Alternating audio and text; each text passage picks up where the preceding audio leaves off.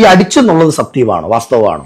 100% വാസ്തവം. മായാമോഹിനി, ആത്മസഖി, കനൽപ്പൂവ് തുടങ്ങിയ സീരിയലുകളിലൂടെ മലയാളി പ്രേക്ഷകരുടെ പ്രിയങ്കരിയായി മാറിയ നടിയാണ് ചിലങ്ക എസ് ദീപു. തകർപ്പൻ കോമഡി അടക്കമുള്ള നിരവധി ഷോകളിലും ചിലങ്ക പങ്കെടുത്തിട്ടുണ്ട്.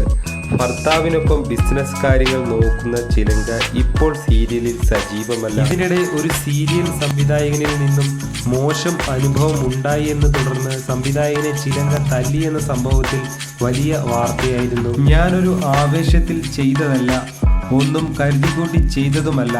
മെന്റലിയും അല്ലാതെയുമുള്ള ടോർച്ചർ എത്ര പല രീതിയിൽ അയാളിൽ നിന്നും അപ്രോച്ചുകൾ ഉണ്ടായി.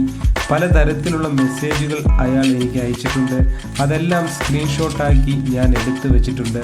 തെളിവുകൾ എൻ്റെ കയ്യിലുമുണ്ട്. ഷെയ്ക്കാൻഡ് തരുമ്പോൾ അയാൾ എൻ്റെ കൈവെള്ളയിൽ ചൊറിയുമായിരുന്നു.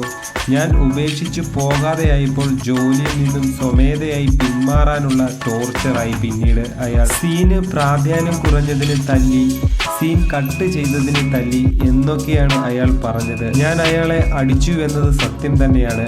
അതൊരു ക്രെഡിറ്റായി പറയുകയല്ല. സാഹചര്യം